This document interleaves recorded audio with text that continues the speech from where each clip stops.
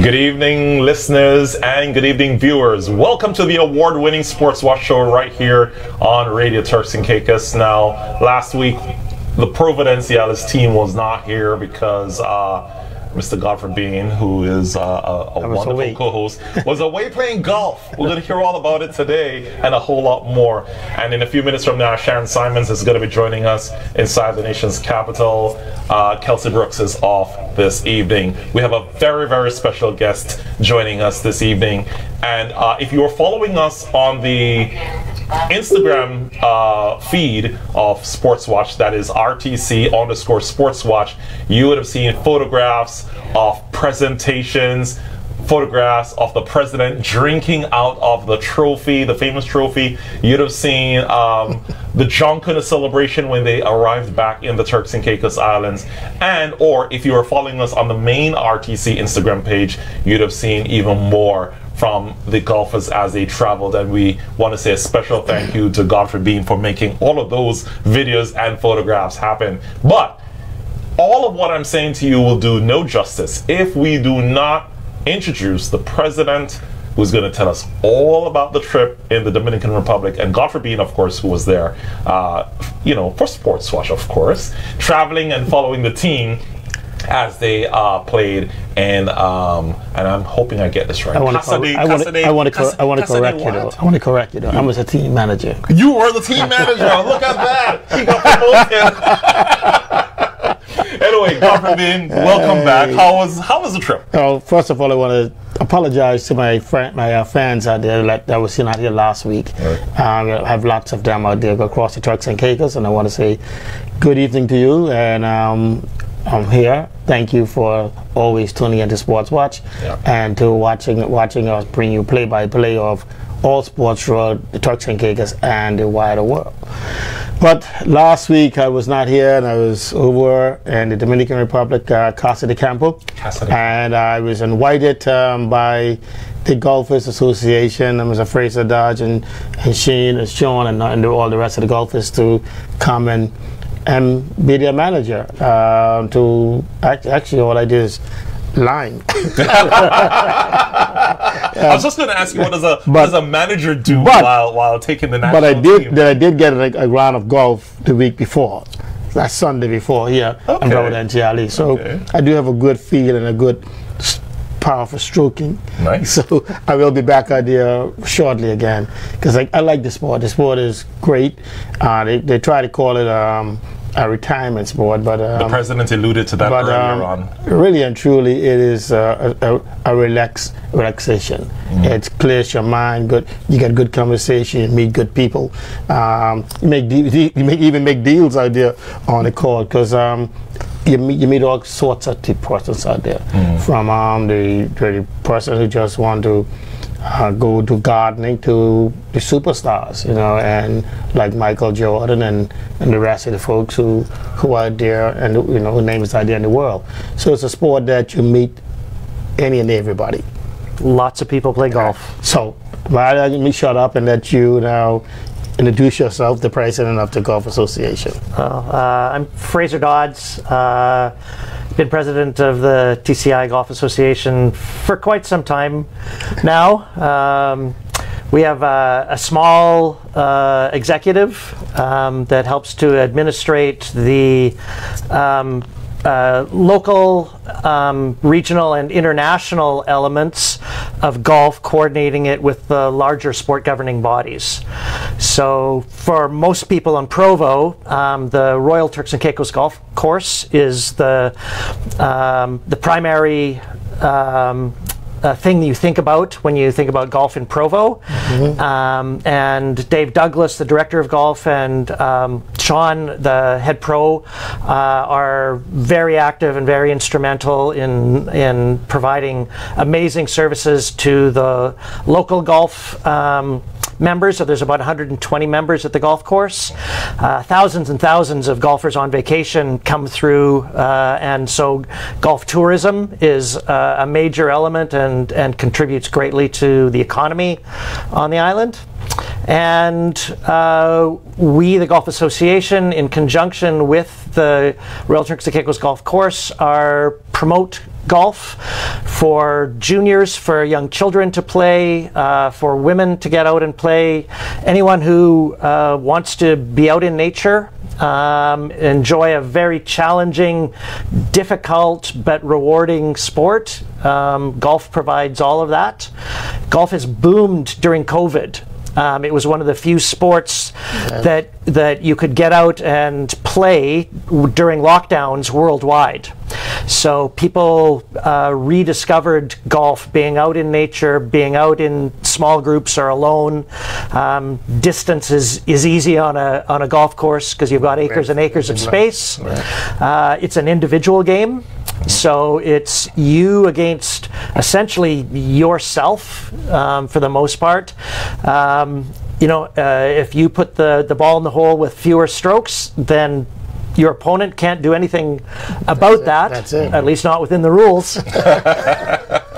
Okay. Now, you've said a lot, which has generated a lot of questions for me, for you.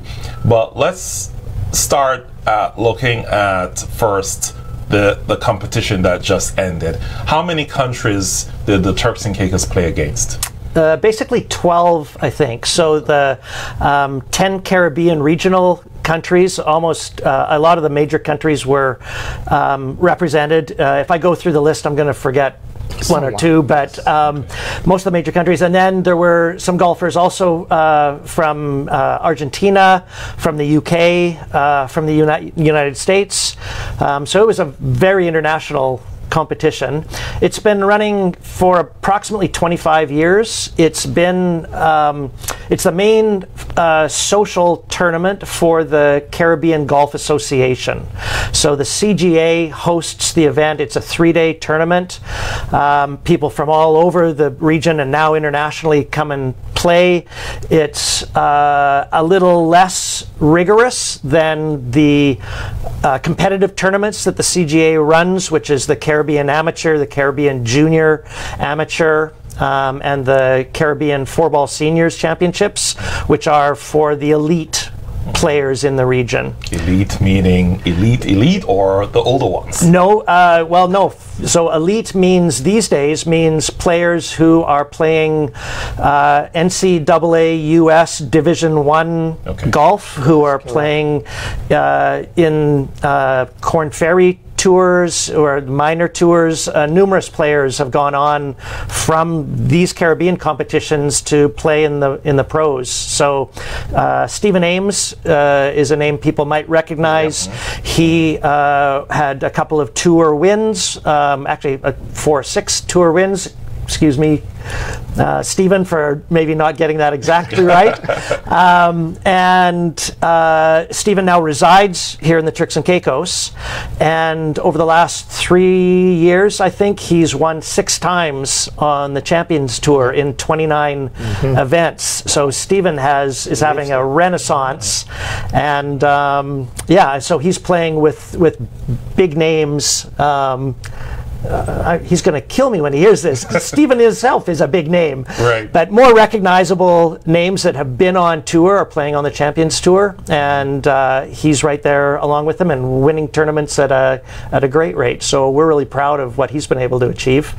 So the CGA elite events and social events, and they our connection to the Royal and Ancient, the RNA, which is the worldwide sport governing body who oversees golf. Okay. So that'd be sort of the golf equivalent to the IOC. The equivalent. I understand. Yes. I got that. So how many persons went with you to represent Turks and Caicos in this last tournament? So we had 58 this year, and I think another 8 to 10 followers, of which Godfrey was one. So 58 golfers. So we populated well both the men's and the women's divisions, and we had 3 great days of golf, and everybody had a great time. Casa is an amazing golf resort. It's 7,000 acres. It's a huge resort. It has 3 excellent golf courses. Teeth of the Dog is one of those golf courses, and it's rated in the top 100 courses in the world. And all of us got to play it last weekend. Nice, nice. How many women accompanied you guys? I'm going to say probably between 15 and 20. That's a healthy contingent. Yeah. Yeah, that's a healthy contingent. Yeah, Okay. and it's a sport that women play very well at. They have flexibility. Golf is great because it doesn't require, I guess, some of the traditional athleticism. You don't have to be 6'8" like a basketball player to play well. You don't have to be very strong or fast like a weightlifter or a track and field athlete.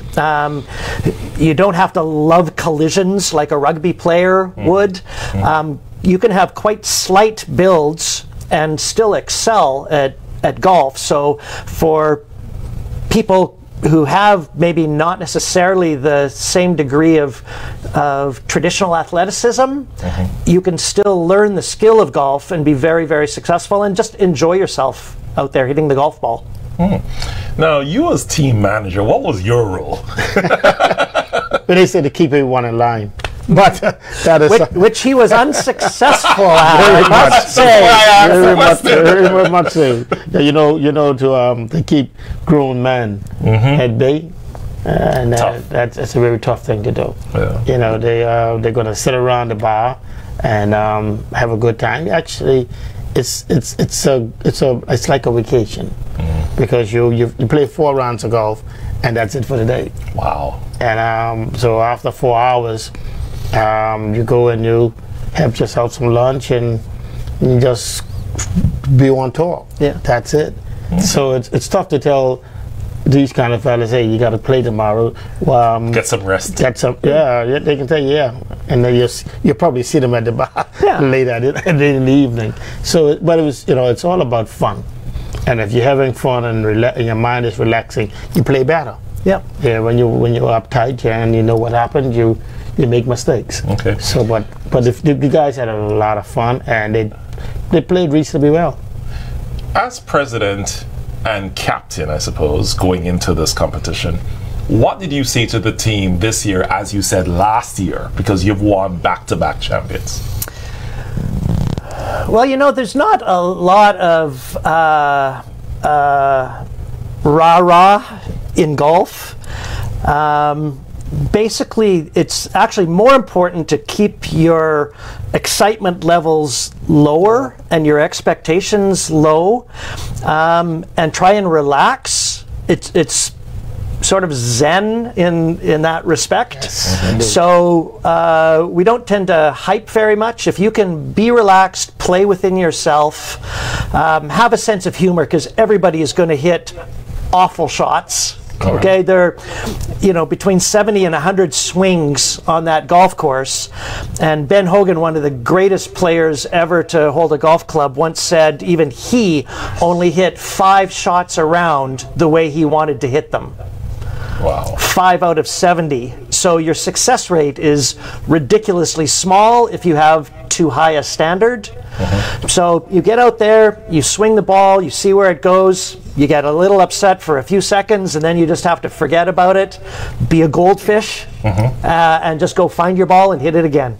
And on that same note, there was one particular player that I speak to, and he said, "Man, I'm trying my best. So I'm there, and I think a bit frustrated." And this is what we say: you cannot be frustrated. You have to relax. And like he said, man, you got to relax, man. You know to get your stroke in. And when he comes back in, he said, I didn't relax. And Lord, I got to play this tough course tomorrow. See all that, Chris? That's not psychology. Yeah, you have to tune yourself down and just think about something else. Yeah. Or else you're going to make those mistakes. Golf courses are played in 60, 70 acres of space, but really, golf courses are played in about 6 inches between your ears. That's it. That's where golf is played. So, would it be wise to know the course before going out to play the game? It can be helpful, definitely. Especially in Provo, we have one course. It's an excellent golf course. It is truly world standard.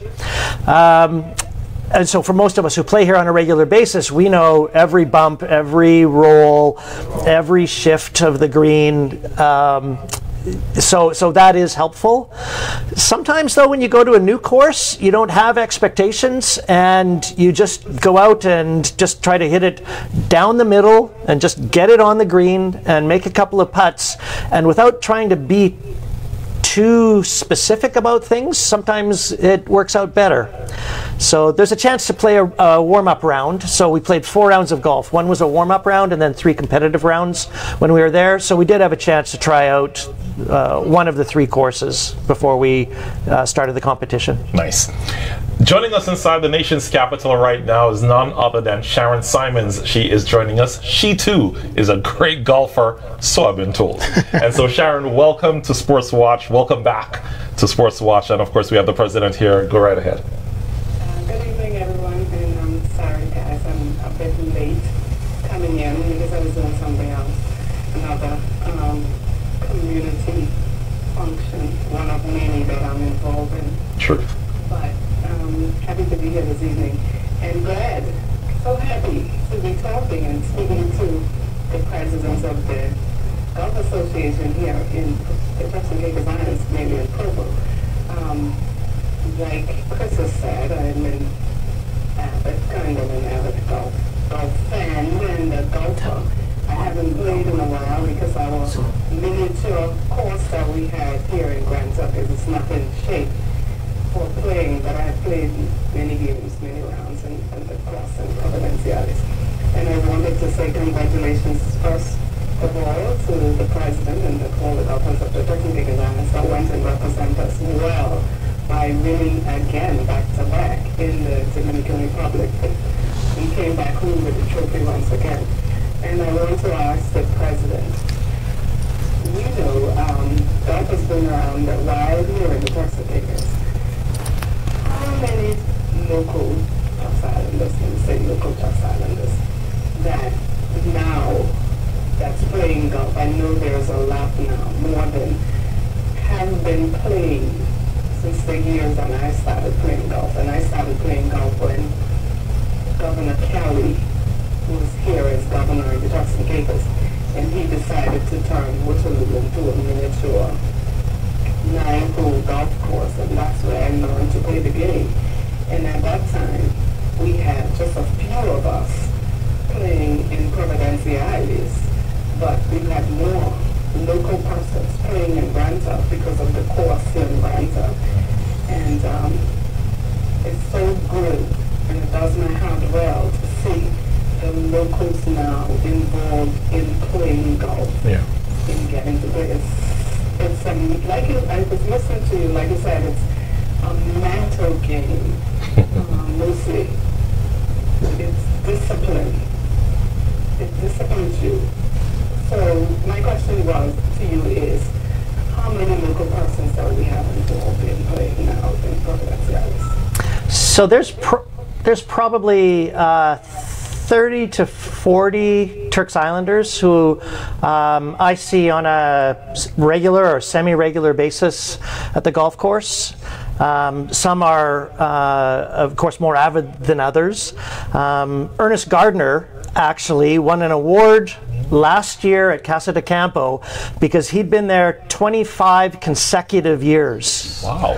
So the CGA recognized Ernest, and he would have been there this year but for the untimely death in a family that prevented him from coming. Right. So there are a medium-sized Turks Islander golf population here. Mervyn Cox is one of the elder statesmen of that group, and Mervyn's a very avid golfer. He was with us in Casa. Yes, he came second in his flight. Yes, yeah. So Mervyn is a keen proponent, and we're actually been talking recently with Mervyn about getting him involved in the promotion of golf through one of our tournaments.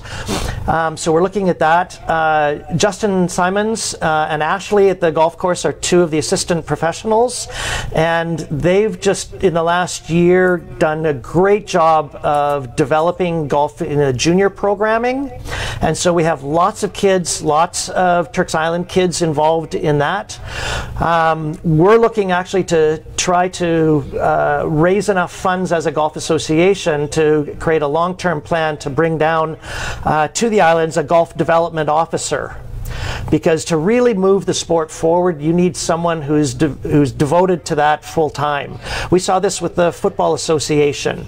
You know, I got involved in the early 2000s with them, and it struggled, despite the popularity of the sport and huge numbers of participants.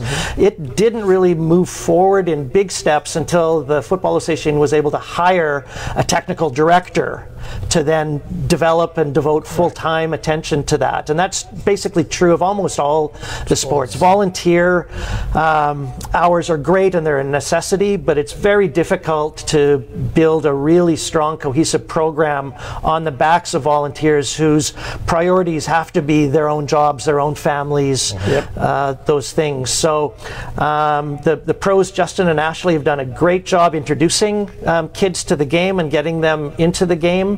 And we're hoping to move that forward. We've got a local girl, Brooke Rivers, who this year, so she grew up here in the Turks and Caicos Islands. Her family are very avid golfers, originally from Canada. Brooke was very devoted to the game. She worked really hard. She played in tournaments for the Turks and Caicos Islands within the Caribbean region and did very, very well, won a number of tournaments on behalf of the Turks and Caicos Islands. And she just got a full scholarship to Wake Forest University, which is the #1 female golf university in the world. Wow. And actually just yesterday, Brooke was trying to qualify for the Women's US Open, and she finished 3rd out of a field of about 70 to be the first alternate. And professional players play in those qualifiers to try to play in the US Open. So it was an amazing result for Brooke, but it does show you that kids who grow up on the Turks and Caicos Islands can achieve great things and high levels of sport. And even if nobody turns pro, if you can be good enough to catch the eye of a college recruiter and play golf at that level, and you get an education out of it from a US college and it's paid for, then that's you know, a dream come true for most kids. So it is possible, and you know, I think that that's something that we would like to try to be able to get moving forward, is enough kids in the program where, you know, we've got a little bit of a feeder system into those possibilities. Well, I'm so glad you went down that rabbit hole. Firstly, congratulations. That's very historic for Brooke. And I'm glad you told us that story. And I'm hoping that parents who are watching us and listening got hold of that idea to look at the potential of golf. But let's go deeper and wider.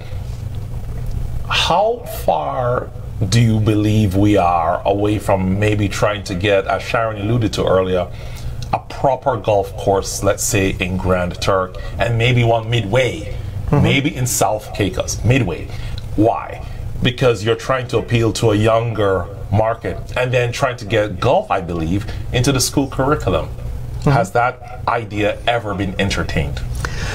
So we recognize that that the schools are a place we would like to be. Again, without someone dedicated to be able to go to the schools during the school day, it's really difficult and on a consistent basis, so that the kids meet that person, recognize them, they become known to them, he becomes their point of contact. That's really very difficult to do with a volunteer. So again, we've identified that, and we would love to be in the school. We have equipment that would allow us to go into the school to play indoors or out. There's numerous adaptations of golf equipment that allow that to happen safely. So definitely we would like to do that, and I'd be happy to talk with Sharon about looking to try to revitalize Waterloo, and maybe, you know, with some commercial applications, with the cruise ship arriving there now, with properly set up course and management, administration, marketing to Carnival. You know, there might be the possibility to have some funding there. There you go. I was literally, that's why I opened the can of worms, because I wanted you to see the vast potential of where this could go from a tourism perspective, as you alluded to that much earlier. But please continue. Yeah. So our sport governing body in Turks and Caicos and the Caribbean Golf Association is the Royal and Ancient. So the R&A is a huge organization. They run the Open every year, which raises hundreds of millions of dollars, and that money comes back down to its registered affiliates throughout the world, much like FIFA distributes money to all the member countries. I wish we would get as much as the Football Association gets from FIFA, but there are funds available, and so for the development of golf and certainly the creating of a long-term physical infrastructure like a golf course is something that they prioritize, because you can't really develop golf without a golf course, a golf facility. So they tend to prioritize that in their funding, and you know, we would sit down with Sharon, other members of the Grand Turk Golf Association, and we can try to put something together to approach the R&A and see if there's some funding involved. And then between that, private business in Grand Turk and other interested individuals, you know, a business plan to make it profitable, or even just a break-even proposition for Waterloo would be something that everybody would benefit from. I just want to mention this Arthur Lipon. Yeah, he played in the tournament. Oh, really? Yeah, nice. And actually won his flight. He won his flight. No questions, but he won his flight. Okay. Yeah, Arthur's been playing golf for quite a while as well, too. Yes. So Sharon, there you have it. One of your local Grand Turk boys, my friend and brother. He's actually the same age, the same day, a few hours apart. Wow. He actually won his flight in Casa de Campo. So, and Grand Turk, you guys should be proud of him. Yeah, that's good. There should be a Junkanoo band for Arthur when he gets home. That's it. That's it. Yeah, we are proud of our golfers here in Grand Turk when we go out and perform, because, like I mentioned earlier, we learn the game of golf right here at Waterloo, on the miniature golf course that we have up here, which is 9 holes. But we used to play 18 holes because we had 2 sets of tee boxes. So all of us here in Grand Turk, the formal training that we got from playing golf was, I know the formal training that I got was when Governor Kelly was here. And when you were talking about the schools, how I got to learn how to play golf, he used to have the training sessions every Saturday morning for school children and also any adult who wanted to learn the game of golf. So every Saturday morning, early in the morning, he himself used to do the training lessons, because he was an avid golfer and he used to do the training himself. So that's how I learned how to play the game of golf, actually, and was really pretty good at it. I still can play, but you know, like everything comes with practice. And I believe if we had a course like the course in Provo, I can tell you I would have been at the top in golf playing here, because when I used to play in Grand Turk, I'd won every tournament there was in playing golf in Grand Turk. And I used to go to Provo to play a few times when they had tournaments down in Provo. So I know if we had the same kind of course that we had in Provo in Grand Turk, I would have been far advanced in playing golf. Yeah. And interested in even teaching the young children, anybody young children who's interested in playing golf. When I first learned how to play golf, and I used to watch it on TV, they always used to say golf is a boring game. But to me, it's not boring at all. it's mentally challenging to play golf because you have to get a small ball in a small hole in the least amount of strokes. And I can tell you, you may look at it and say it's easy, and I've heard many people say golf is easy, and by the time they pick up a golf club to swing, they can't hit the ball. They can't even, and I'm sure the president can attest to that, they can't even move the ball off the tee. So it's mentally challenging, and it's discipline As that I was, you need to play when you're playing golf. as I mentioned to Chris just off camera earlier, Michael Jordan, who's Michael Jordan, you know, possibly the greatest athlete the world has known in recent history, says golf is the most difficult sport he's ever tried to play. So you're right, Sharon. It is not easy, but at the same time, something that difficult, when you do successfully hit the ball and the ball goes in the hole, there's a huge sense of satisfaction to that. And it's something that people can play from age 60 to 86. So it's a great sport, and I'd suggest anyone who has any interest in it, contact the Royal Turks and Caicos Golf Club. Ashley and Justin will take that interest and translate it into some opportunities to try the sport. There you go. But I must say this though, golf is an expensive game. Well, we've also brought that cost down for juniors, and the golf course itself is extremely forgiving as far as fees for juniors to play. A lot of the coaching and programs are funded, and they are no more expensive than any of the softball or football or rugby programs that kids are involved with during the summers or on the weekends. So don't let that be a perceived barrier. Yeah. No, I'm not saying that to discourage anybody from getting involved with golf, because you can go abroad and play on, if you can attest to this, to top golf courses and pay as little as nothing, because it's competitive, and you can go and play around golf on any course. So I'm only saying that it's kind of expensive here, but everything's expensive here anyway. So I don't know if I should be saying that on national radio.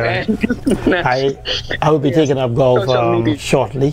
I'm going to take some classes with Justin. I also registered for the summer golf league. Great. Nice.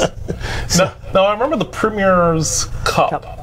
Happened a few times, a few years over, and we saw a lot of celebrities taking part in that tournament. Is that coming back? Is that on your roster? So that has nothing to do with the Golf Association specifically, so that's a separate tournament. The last few years, they've moved that up to the U.S., and they're running the tournament out of the U.S. to try to draw U.S. golfers in. And I haven't had the opportunity to play in that tournament, so I'm not exactly sure what their organizers' plans are for that at this point. Now, we have seen a tremendous amount of celebrities fly into the Turks and Caicos, and they have been on your course. Perhaps the last vivid one that everyone would remember is a famous rapper that said he is going to rally his friends to come and play in a tournament here in Turks. Yeah. How's that going? How's that talks going? Well, again, I assume you might be referring to DJ Khaled? Yeah, I wasn't going to call the name, but you did. Okay. So he was actually adopted or mentored by Brooke's younger brother, Kurt. Oh. And they're now best friends. And they play together. Kurt's 17. And yeah, so they've been playing a lot of golf down here together, and we look forward to him bringing his whole entourage and anyone else in his network, in his circle, down. Stephon Curry has played here numerous times. He's a very good golfer. He actually said he wants to play on the Champions Golf Tour when he retires from the NBA. But he's played here numerous times and was a real ambassador and was great around the clubhouse. Took the time out to sign autographs and speak to everyone there. It was a real pleasure to have him around the golf course. So yeah, golf attracts a lot of people, and like you say, a lot of business deals are done on the golf course.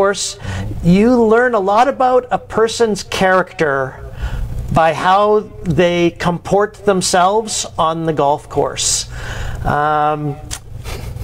Yeah, I'll leave it at that. I read between the lines on that one. No, that is phenomenal, and I'm glad that you brought that to the viewers and listeners alike, because I wanted them to have an understanding that this is a very popular sport and that is gaining traction here in the Turks and Caicos Islands. So I think that is great that it is happening. Now, you spoke earlier about promotions and marketing, and you alluded to that 4 times since we have been speaking for the whole evening. How big is promoting Turks and Caicos and golf for you guys? Well, again, Chris, being the nonprofit organization, we don't actively do a lot of marketing and promotion. That's through the Royal Turks and Caicos Golf Course and HAB, their parent company. Our promotion is grassroots promotion of the sport to participants. It's not commercial promotion or marketing in that respect. Right. But golf is hugely popular. Guests on the cruise ships. I mean, the immense numbers of volume of visitors who come through the cruise terminal. There's going to be a high percentage of them who can play golf, and you've got 6-8 hours in Grand Turk, and for an avid golfer who's been, stuck on board for a week or so, they may want to get out. And if there's a decent golf course in Grand Turk, then even 9 holes is a good amount of time to spend on the golf course. So that's something that I think needs to be explored. I know there have been some preliminary discussions in the past, but I'd be happy to try to revisit that with the Grand Turk Golf Association, and certainly the golf course in Provo has gotten very busy in the last couple of years. There's a lot of guests who come down and play golf. It's sort of a favorite thing for maybe the husband or the boyfriend to do while the wife is at the spa if she doesn't golf. Although these days, maybe the husband's at the spa and the wife is at the golf course. So that's an opportunity too. So, Chris, I just want to say that at the championship, we have a few persons who won their flight or came second or third in their flight, and one of them was Mr. Mark Fulford. He won his flight. He was his assistant. He's the vice president of the Golf Association. We were hoping he'd be here tonight. Yes. And then you had, like you say, Arthur Forbes, Arthur Lightone, who won his flight. Then you had Mr. Mervyn Cox, who came second in his flight. And the ladies, who won? I remember he said he didn't want to start calling names. He didn't want to forget anyone. But Justin also came third in the professional division. Yeah. So we have a number of persons who place first, second, or third, and also you want to recognize some of them.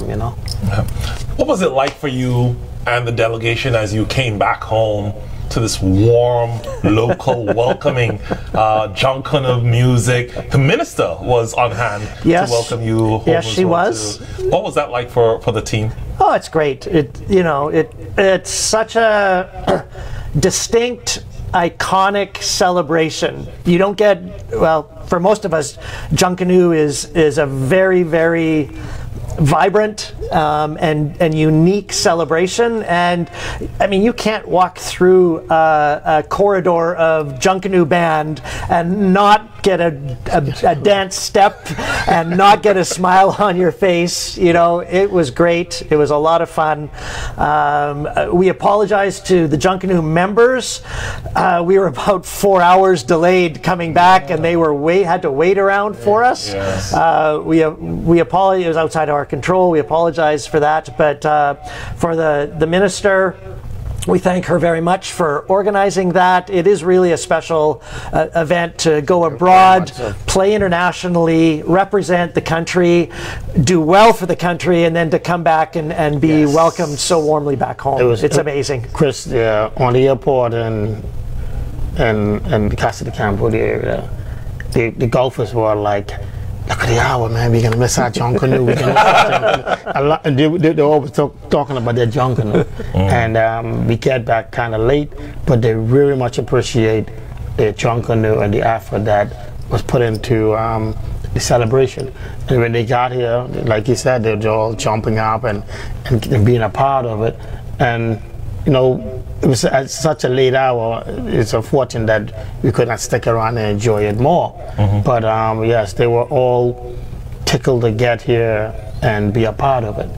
But that late flight, we went from 1 hour to 2 hours to 3 hours. Yeah. So it threw us off.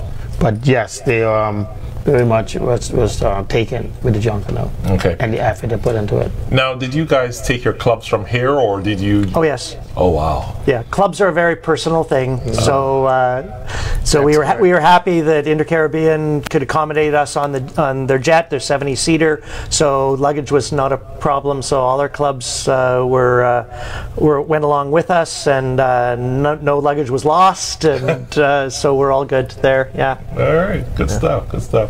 Now, To say, playing golf, you have to use your own clubs. You can't, if you're going to go in a tournament, you got to use your own clubs that you're familiar with. You can't show up in a tournament with unfamiliar clubs. You have to have your own, you tote your own clubs behind you. I mean, even when people travel, if you're an avid golfer and you know there's a golf course that you're going to play, they sometimes bring their golf clubs behind them and carry their golf club with them. all right. Well, our president, he has to leave us now, but before we want to say congratulations once again. Thank you. To you and the entire team. Sorry that Mark wasn't here to be with us as well too. But before leaving, your final words to those listening, watching as well. What would you like to say to Turks and Caicos after your second time? Do you think you can do the third time? I'm not sure if we'll be able to do it a third time. A lot of it depends on the levels of participation we get out. The more people who are playing golf, who travel with us to Casa, the better our chances are of bringing that trophy home a third time and dragging Junkanoo out and having that celebration when we get back to the airport. So I think golf has maybe some too elitist perceptions around it, and I'd just like to say that, you know, for most people who will give it a try, who'll come out, who engage in a summer program or put their kids in a group lesson for a few weeks, it's a great place for kids to spend time on a golf course in nature. It teaches self-reliance, humility, work ethic. It develops great character in people. And so I'd suggest anybody who's listening who has ever thought about or considered golf, or even if you haven't considered golf, please contact the Royal Turks and Caicos Golf Club. They'd be happy to talk to you about how the many ways that you can get involved and try golf. And most people who give it a try really find there's something to it. There's a reason why golf is exploding, and it's because it once it grabs you, it becomes quite addictive. I know I said last question, and I know you have to go, but I off mic and off camera, there was a question I think I'd posed to you. We were talking about it, and I kind of really want the listeners to hear about it. And we didn't call his name at all. Tiger Woods oftentimes suffers from these various injuries: back, knee, ankles, all these other things. I didn't realize golfers got injured so badly, but what should one normally do to prepare not just his mind, but his body before getting into golf? Well, that's a pretty complicated question, Chris. There's like virtually any sport, having good skills and good technique is really important. So getting good early training and developing good skills, learning how to swing a bat correctly is going to make you more successful and less likely to be injured. And it's no different with a golf club. Having good flexibility, and there's lots of online stuff now where people can easily get access to professional education about how to be flexible enough, doing some golf specific strength training if you're serious about the sport. And listening to your body. Okay. You know, just important not to try to push too hard. And if you have any type of persistent pain or problems, then definitely visit your local neighborhood physical therapist. That's him right there. Oh, that's you. You do physiotherapy. Yeah, there you go. Private practice physio in Provo. Yes. Okay. Yeah, we'll exchange numbers later. Thank you so very much for being with us. My pleasure. My pleasure. It was great talking about golf. It wasn't as hard as I thought it would have been talking about golf. You did make it easy. You did make it easy. I hope so. All right. Okay, well, have yourself a good one, and we will be in touch. For Sharon as well as myself. Yeah. I'm sure we'll all be in touch, and we're going to get Kelsey on the golf course as well too, right? I hope so. Yeah, I really hope so. You know what? You had an RTC Sports Watch team. We'll try and get the whole team. Four of us will do, right, Fraser? Okay. Four will do. There's a scramble tournament coming up. We'll really? get involved. Oh, pretty much one a month. Oh, yeah. Greg, are you there's one Greg, are you game with that? There's one that's coming up, but you probably just missed the registration. That's Kansas on Sunday. Society on Sunday. Oh, okay. Yeah. And so how do we follow? I'm glad you said that. How do we follow you to know what you're doing, to be a part of it online, social media? Royal Turks and Caicos Golf Course. Okay. Yeah. Okay. That's yeah. it. All right. Okay. That's it. All right. So we're going to take a quick commercial break. We're going to send back to Grand Turk for that. And of course, our president has to depart. And when we come back, we'll talk about some regional sports and otherwise. So we'll take a break and we'll be right back. Good.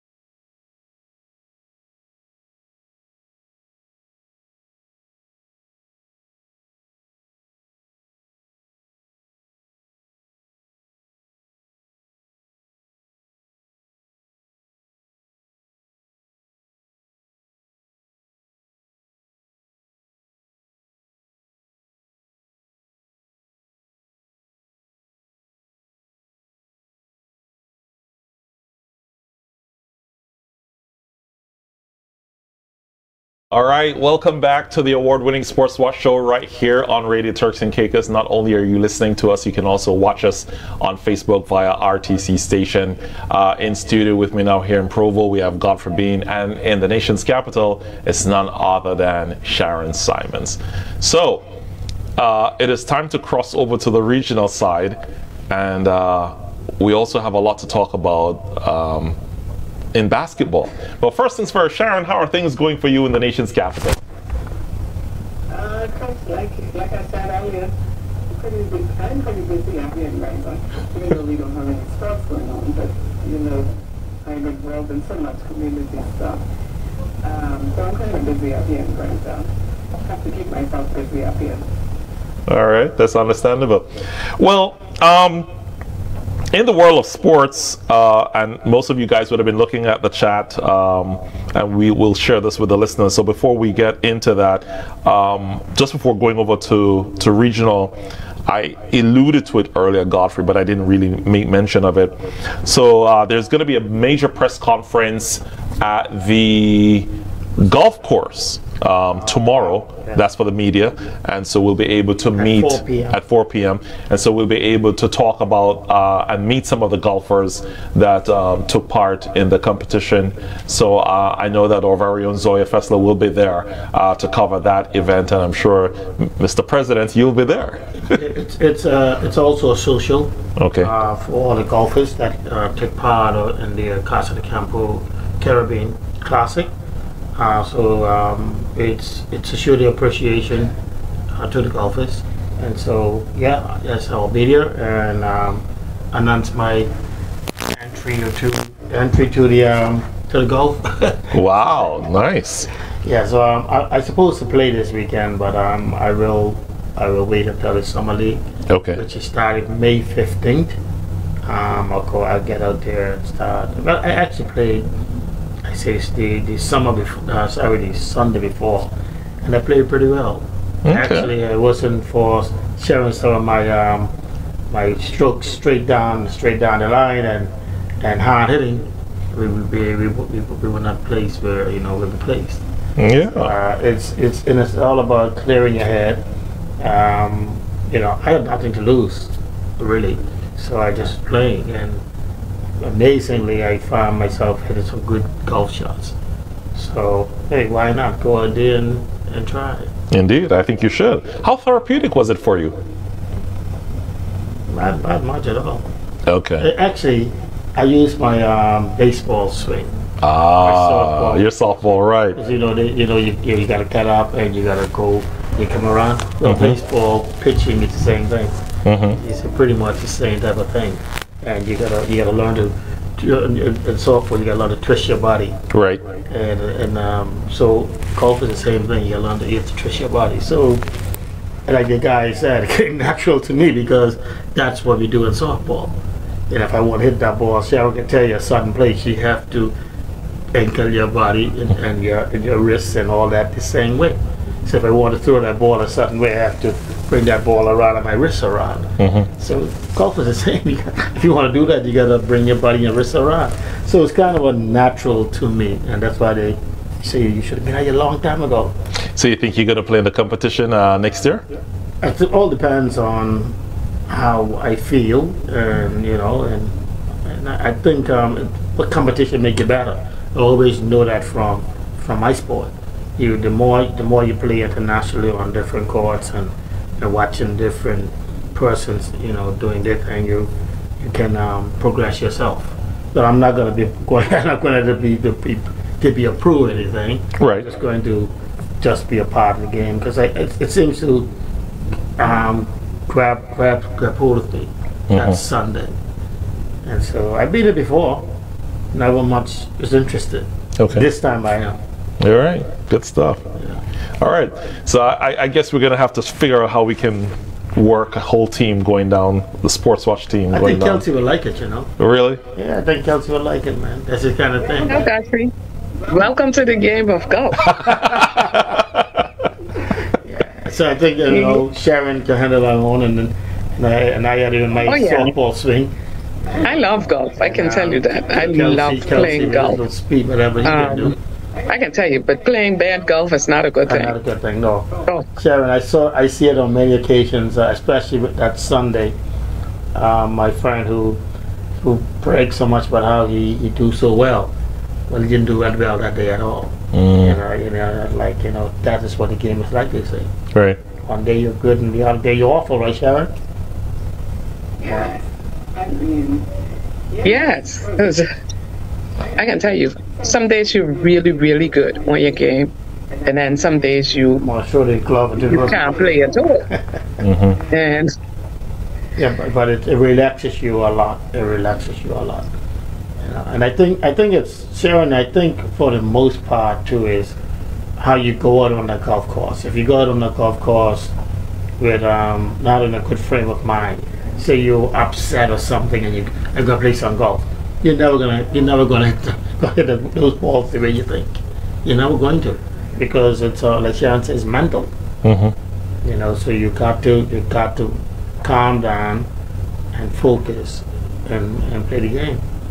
But if you have your children or your wife, your husband, or your job, or somebody nagging that you got, I can hit some ball, and I found it talking to golfers, talking to people, I found that have a lot to do with the game, because mentally you're not there, right, Sharon? you're correct. It is mentally. Mentally, you really have to be in the game and focus, because you have to, once you're playing golf, and if you lose focus anytime, you can easily triple bogey a hole that's like a par 4. Then you can end up triple bogeying a par 4 and end up with 7 strokes. If you're not mentally in the game, not focused, and that's what's happening in golf. And the aim of golf is to get the ball in the hole in the least amount of strokes. And if you have a par 4 and you're taking 7 strokes to get the ball in the hole, that's not good. That's playing bad golf. So you have to focus mentally to be in the game when you want to play golf. I can tell you, it's no fun playing bad golf. No fun at all playing bad golf, and you're losing balls, hitting balls, spraying balls all over the court, and losing balls, That's the expensive and dropping strokes. That's no fun. Losing balls, you got to pay for them. And that's the expensive part of it. But you know what Sharon is saying, there's no different in any other sport. Mentally, in softball, I can take my sport. If you're not mentally there, I don't care how hard you try to place that ball or hit that ball somewhere. Mentally, if you're not there, you're going to pop up or put it quick, because mentally you're not there. Like track and field. And mentally you're not there, you're not going to get your blocks on. Right. You're not going to perform to the highest. It's not the same as football. You can't get down that field, you can't kick that ball right. And all sports is about being mental. And you have to clear your mind, clear your head. Don't let no one face you going into that game. Right. And that's why you see when we go into multi-sports, you isolate the team or that player or that track from everyone. Wives, kids, you put them in there by themselves, and let them, mentally get themselves ready. So golf becomes expensive, as she said, because if you're not mentally ready, Sharon will tell you, you lose so many balls. So who got to pay for them, Sharon? You. You got to buy them back. But fortunately, at softball, you don't have to buy them back. Right. And track and field, you get something that just lost you. So that's where it becomes expensive.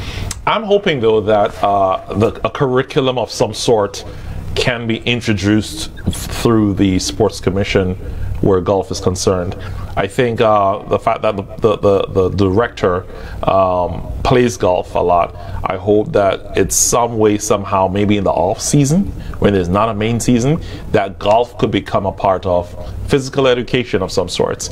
Because as he spoke about Becky earlier, look at where she is and look at how far she has now gone in golf. So I think that would be a fantastic opportunity for students, because we have to start thinking more about the next generation of sports athletes that will carry the sports onwards, representing Turks and Caicos. I want to say this, Jeremy, before you jumped in. I spoke to Fraser. Well, me and most of these gentlemen are pretty good friends. Great. You know, even the CEO of the golf course, we are cool, and I spoke to them about this, where I want to see sports into the next multi-sports game. To do that, you need to have Turks and Caicos Islanders playing in the sport. Right. So we already start having that conversation, and to start having training, not being able to get course to the parents. We can have young Turks and Caicos Islanders go out there and get into it, so we can have them advance into this level, into our multi-sport. Because you have multi-sports and golf and multi-sports all the time, and that Turks and Caicos Island can't enter if we have a Turks and Caicos Island at playing to somewhat level, like Brooke and her brother, and let me look at Justin. Justin is a Turks and Caicos Islander and a pro. So don't say that you can't do it. A Turks and Caicos Islander is already one, and you have other Turks and Caicos Islanders like him also playing at that level. So those talks are already begun, and we also talk about Grand Turk and how we can get that, that course going. Right. So Sharon, I was going to talk to you off camera. What I suggest is get a few of you all together and just get your association back, and let's start talking about that. Don't worry about the money. The golf course will be repaired, and persons will come and get it done. You organize it to the level that Sharon, you probably don't have to keep working where you are. Right. You can manage that. There you go. Manage that and make that a viable business here in Turks and Grand Turk itself. So what that does, Sharon, that also brings work to Grand Turk, because you need persons to take care of the course, you need person to take care of the golf carts, you need person to drive people around, you need caddies. So there you go. You have a whole new industry of working environment and Grand Turk. Right. The economy is a different type of economy. So, and the fact that the cruise ships are coming, I mean, once we start promoting that aboard the cruise ship, it's going to be even much bigger. You heard the president said that those talks are being talked about, but you need people on the ground. On the ground also to help to advance it as well. Like any sport, you cannot bypass the president of the organization. That is key. They have to be involved. I mean, you can move them out and do your thing and bring new people in, but those things are essential. And so it's a good thing for another part of economy for GT. They're moving into that. And for the parents out there, your kid don't have to play softball, football, basketball, rugby. You have golf. Yeah. And you can get to a college through that avenue. You can go to a multi-sport through that avenue. So opportunities are endless. So Turks and Caicos is no longer one or two sports. It's open up to all the sports. Right. Okay, guys, we're almost out of time. We only have about 15 minutes left. Yes, go ahead. Dominate the whole conversation. There's these two studios thing. Okay, but I wanted to say in connection with the golfing in Grand Turk, it is not for a lack of trying. We have been trying to get that golf course up and running. For one thing, it takes money, which we don't have. We have persons that play golf You still have to this day Mr. Sanders, Tom Sanders, Clifford, Clifford Wilson, Mr. Larry Goldbrick. These persons, they still play golf on that course, even though it's horrendous. Wow. But they still, because you can play golf at any age, like the president had said, you can play golf from when you're 5, 6, 7 to when you're about 80. So in order for them to keep fit and active, they still go out and hit balls and play on that course. But it hasn't been for a lack of trying to get that golf course up and running again, because everybody talks about the potential business with the cruise ship industry. When the golf course was operational, we used to have cruise passengers playing on that course. And the thing is with Grand Turk, it is kind of difficult to do business in Grand Turk. Let me say difficult to do business in Grand Turk, but it's kind of difficult for the golf course, because remember that golf course is on the governor's property, the governor's house residence property. And that golf course started taking a downward turn after Kelly was here and he left. After the other governors that came here that did not have any interest at all in golf. So once you don't have that interest from that level, because of where it is situated in Grand Turk, that's when it started taking a downward spiral. Because when Governor Kelly was here, he was involved in the golf. He was the president of the Golf Association in Grand Turk for the years that he was here. So he used his position as the governor and president of the Golf Association here in Grand Turk to build that course up to where it was at the time. Once you don't have that kind of involvement from the top level in Grand Turk on that golf course, that had happened. And then we had the expats that were involved in the golf course in Grand Turk. And these were persons like the wives of persons that government persons that came, personnel that worked for government, came to Grand Turk, and they did not have a job. So they took care of running the golf course, doing all the operational stuff, all the administrative stuff. Because like me, I have a full-time job, but because they had the time to be involved. And once these persons left the country also, you had a few of us Turks Islanders that still involved in golf and kept involved in golf. But in order to keep the golf course running and operational, it needed the level of support from the top, which we weren't getting. And that's what happened to that golf course. And that's what the downward spiral that closed down that golf course. And then when we had, because the Seams, like, had donated the clubhouse. And once the clubhouse got burned down, that was another issue for us. So it has to start at the top level for us to get this golf course up and running here in Grand Turk. Because like I say, it's on the residence of the governor. And I remember when one of the governors was here, they didn't want nothing to do with it, even seeing people on the course. So it's kind of a sticky situation when it comes to that golf course here in Grand Turk and trying to get it operational. I just wanted to say that. But it's not for a lack of trying to get it up and running. Got your point. All right. Well taken. Yep. Well, hopefully the politics can be eliminated in short order. And I'm sure that some sort of negotiations can be held behind the scenes in rectifying that, so we can at least get that course back for use for the general public as well as for those visiting. Yes, Chris, I am hoping that we get an investor that comes here and invests in a proper course here in Grand Turks. That's the aim, instead of dealing with that.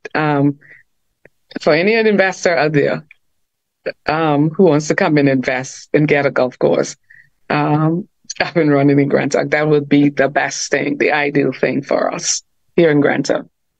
That's the goal. That's what we're hoping for. All right, so we only have about 10 minutes left. I just want to make mention that the PPL is playing as we speak right now here, not too far from where we are, and so that's the Provo Premier League. And so the SWA Sharks are taking on Cheshire Hall. That game is going on right now. It's still 0-0, but if you listen on Friday to Sports on the Go, you'll be able to hear the blow-by-blow. I was hoping by now we would have had a goal scored by now, but nothing yet. But I'm sure Ashley Brooks will have much more for you on that on Friday when you catch him at 12:05. Real quickly, we're going to say congratulations are in order to the women's West Indies team. They're doing really, really well. The men are not doing so well at all. And so kudos to them. They have defeated, I think, Pakistan 3-0. There is a game tomorrow, Thursday. There's another one also on Friday. And again, Sports on the Go will have the results on that for you on Friday. So that's a big game that the West Indies women team are embarking on. And Sharon, I'm not going to lie, they're playing ball. They're playing ball. They are, and they have been playing better than the male team for a while now. And on Sports Watch, we have been talking about it. The West Indies male team, which has been disappointing over the years. And the women team, they're on the top, and they're leading the cricket now in the West Indies, the female team. So congratulations to them. They're doing magnificent when it comes to winning for the West Indies. Yeah, that's the T20 tournament.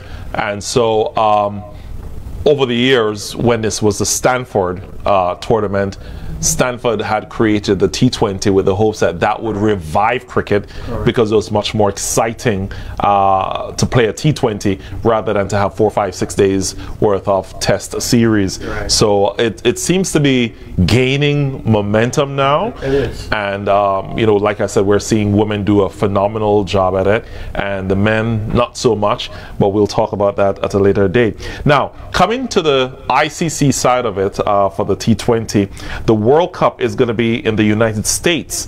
They have crossed a very important hurdle, and we're now learning today that they're in preparation for hosting matches in the global showpiece coming up in June. So in June coming up, and I've seen the first stadium, Godfrey. Really beautiful. It's really immaculate. The US are spending money on a beautiful cricket stadium, and I think that if we see a turn, it may mean cricket may soon leave the region.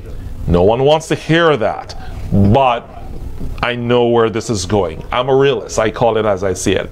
We know that's how the money moves, and once a sport gets attraction, they're going to move it to where the money really is. But we hope that we can keep it here, and so it is going to be called the Nassau County International Cricket Stadium. Its development, it's in a crucial phase right now of construction, and they have a 10 drop-in pitches, the type used around the world, including the Adelaide Oval in Australia and the Eden Park in New Zealand.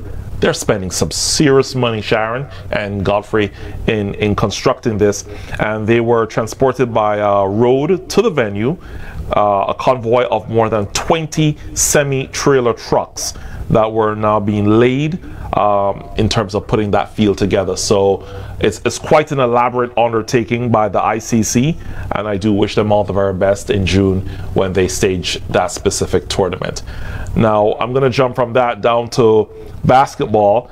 The Lakers have gone home. Not surprising. The Lakers have gone home. Not surprising at all. No answers That's it. Yeah. for Murray. and the Joker. The Nuggets anyway, so what were you expecting? Well, And after the Joker's brother got in trouble, and so the suspension, because the Joker's brother got into a brawl, they suspended Joker, and that's how the Lakers were able to sneak one in. That's the fact. you think? It's quite obvious. Well, I'm not going down the road, and it'd be better they do or not. If they want to sweep, they should have sweep. But the Lakers won one, and I expected that. But that was about it. Well, you know, and here's the conversation. It's like Miami. They only go in one. Oh, well, It's my team. yeah. But let's look at it real quickly. The conversation, and Sharon, you've been watching most of the games far more than I think we have, Godfrey and I. But the talk is AD isn't living up to the expectation. They said, I kid you not, that's the talk. AD isn't living up to the expectation they thought he should be. Also, they said that LeBron has been playing very well, so I'm not sure if the media is trying to spin this, but they're saying LeBron did all he could at his age, and the now talk is, what's the future for LeBron James? Just about an hour prior to the start of the show, because I actually got here late, the conversation was going on as to the fact that they don't think LeBron is going to believe in the Lakers, right? But if they can get Bronny drafted, things could change. But Sharon, but he's not interested. Sharon and Godfrey, you have the floor. Sharon, go ahead. well, my take is, I think AD is doing what he's supposed to do. It's the others that's on the Lakers team that's not up to, does not meeting what they're supposed to do. That's the problem with their team. I think the Lakers probably need another big man to help fill their roster for them to become, champions again, in my opinion. Sharon, I have a question for you. I'm going to interrupt you. I have a question for you. Go ahead. Do you think that the big man that the Lakers need should be a certain individual who is not feeling the sun anymore and perhaps needs to be traded to the lake? Which big man are we talking about? Phoenix Suns? There you go. You got it. You're a bright girl. I'd like to think so sometimes. But no, not that kind of a big man that you're talking about. I don't think so. From I with you on that Phoenix. However, I think they need another semi kind of a big man. You don't need another big three, because if you get another big three, it kind of waters down your bench for the kind of salary that another big name player you have to get a big three. But I do think the Lakers probably need another big man to come in, because once AD goes out of the game, they don't have another big man in the game. And I think they need another guard, a real guard, a point guard, a floor general that can handle the ball, that takes the stress off of LeBron from handling the ball. So I think that's the two pieces I think that the Lakers need to help them, because the Lakers, others on the team, is failing them. And in order, in my opinion, for them to become a championship team, again, that's the two pieces. When the Lakers had Rondo as their point guard, he did good. Rondo, who is a floor general. Yeah, Rajon. Yeah, they won the championship. So they need a point guard, a floor general, and a veteran point guard, floor general, that can help them, and another big man. That's my opinion on the Lakers. All right. But they don't need another big three, because it kills your roster. You said it right, Sean. You need a floor general. I would have thought that LeBron would have start moving someone else into that his role, rather than continue to be the dominator in the Lakers. I mean, he could have still be the dominator, but have start molding someone that he see, or go and try and get someone that he can mold, or take over that role that Rondo had as a floor general, and they stand a better chance with that kind of person. But none of the sort that happened at all. None of that happened at all. So I didn't see them going anywhere. You know. So where is his future now?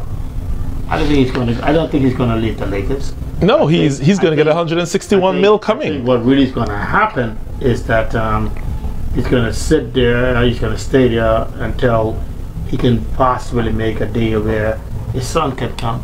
But that's his dream. Right. That's their dream, to play together. So money is not there no longer. But he's going to continue to try to be the player that folks will say, hey, LeBron trying to go home. Right. Because he want to be there. He wants to be there to play with the be able to play this. No, I don't think no other team is going to risk that. Well, 161 mil is on the table, and I think he will sign that contract. And that contract, along with Bronny, I think that would seal the deal for him. But what do you think about Sharon and, of course, you, Godfrey, the Suns losing, going out the way they did? Your thoughts? Disappointing. The Suns, to me, was very disappointing. The Suns haven't been playing that well with their big three, who they put together to play. They haven't been playing well, and they haven't been playing up to championship caliber. So the Suns have to regroup. And listen to me, I think, in my opinion, it was a mistake for Kevin Durant to leave Golden State. To me, I don't know. I agree with you. you. It was a mistake I for agree. him. He should have walked out his issues with Golden State, because I don't think Kevin Durant is, like the pundits always say, a Batman and needing a Robin. He's not that kind of player. He needs somebody to be the Batman, and he can be the Robin. Yeah. Yes, because he's so. Him and Davenport on that team, and then they brought in Beal. That trio isn't gelling together to make the Suns a championship team. And I believe they're going to get rid of their coach. This season, he's going to be the sacrificial lamb. I was going to say that. It has nothing to do with the coach. Absolutely nothing. But Sharon, yes, but he's going to be the sacrificial lamb. Yeah, you said it. They're going to get rid of him. You know, you said it. And you should have now that you're talking about Phoenix, you should have never left. Sorry for cutting you across. I'm going to say about the Bucks. If you see Doc Rivers, he's going to. I believe if you don't see them do something in this series, I think they would get rid of Doc too. You can't get rid of Doc, Sharon, when Lillard is injured and Giannis is also injured.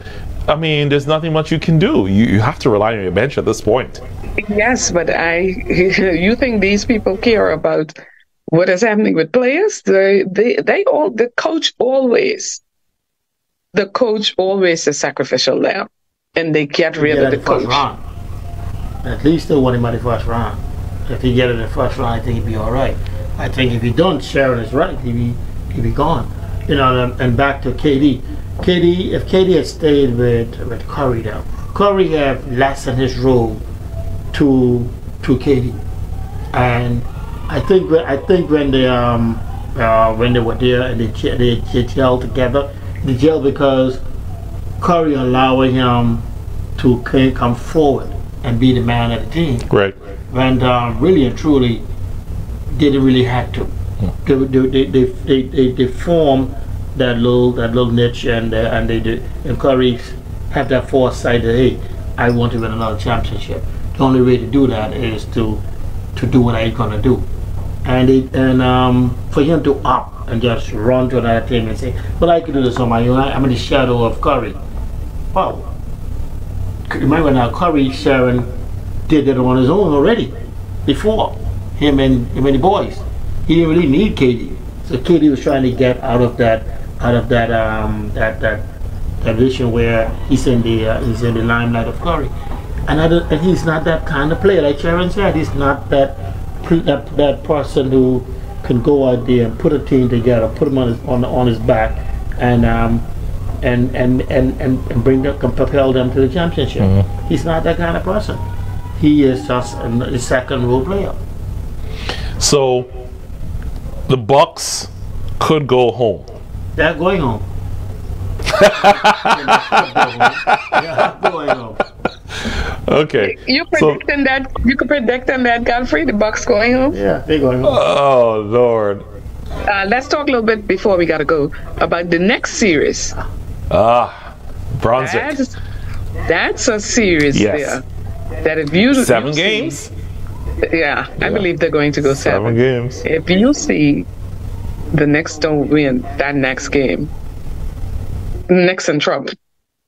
I believe the Knicks are in trouble. Yeah. They have to win that next game because that game last night was a heartbreaker for them. I think their hearts are going to be on their sleeves going into the next one. There's going to be a lot of composure. I think they need to do some minor adjustments as well to going into the next game. 76 is going to clean that. What? Goffert said they're going to clean it. Next. They get the momentum, Sharon. The Knicks got the momentum, or the Knicks got the momentum? They lose that heartbreaker team with Philly last night. Oh, you mean the Sixers got the momentum? Of course. That's what I meant. And you give them that new fun energy. Yes. That's it. They remember now, they can play. And they know how to gel. Yeah. They needed to find their way and to find a new energy. I think they got that. If you're New York, and I know we got to go, we're out of time. But if you're New York, what do you do? Sharon, you're a coach. I've seen you handle boys on the court. You know the game very well. I'm going to go to you on this one. What do you do if you're New York? How do you adjust going against the 76ers in the next game if you had to? I don't think they need any adjustment, because they're well prepared. They know they can beat Philly. Mentally, you have to be in the game. I think the Knicks fall down mentally in the last couple of seconds in that game last night. You have the little things that cost you a game, and that's what cost them that game last night. Mentally, they weren't in that because I think they thought they was going to win that game and didn't pay attention for the last 6 seconds in the game. 20-some seconds that was in the game. It's a mental mistake when you foul on a 3-pointer and you make a 4-point play. That there was a mental mistake. You might as well would have let him get the 3, but don't foul. And then it was a mental mistake too when he tied the game, like when he came off, what's his name, came off of the screen and they didn't foul.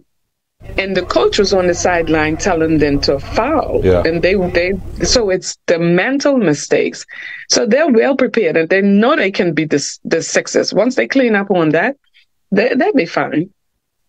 But they have to win this game coming up because if they don't, it's going to be difficult for them because, like Godfrey said, once you get momentum in any sport, once you start losing the momentum, it goes downhill from there for you. And that's proven in sports, in any sport. Once you start losing momentum, that's it. Yeah, the Sixers come out on firing on all cylinders. I mean, that put them on their back heels. And that's the worst thing that ever happened to them. So they got to come out firing on all cylinders in order to gain that newfound energy. So whoever come out there clicking, and especially that's coming out the half is very important. I believe the Knicks will win the next game because the Knicks will play desperate. And once you're playing desperate, team over here. He's a Knicks fan. No, I want to see healthy competition. That's what I want to see. Yeah, but they don't want, the Knicks doesn't want to go back home for a 7 game. So the Knicks will come out playing better in game 6. So it's Philly that's going to have to play up to the standard to beat it. And with a hobble and beat, they really gonna have to play good because the Knicks gonna come out firing. Anyway, we're gonna have to wait until next week Wednesday again to go over this, and we'll do a much better job in getting into the international side much earlier. We want to thank everyone for joining us this evening on Sports Watch. I hope you enjoyed our commentary or views, reviews, or debates. If you disagreed, it is what it is. You can always reach out to us. We're happy to hear from you and share your own views on the program. So do join us again next week Wednesday at 7 o'clock right here on Radio Turks and Caicos. I'm your special guest host, Chris Jarrett, alongside and in the nation's capital, Sharon Simon. have yourselves a good one. Good night.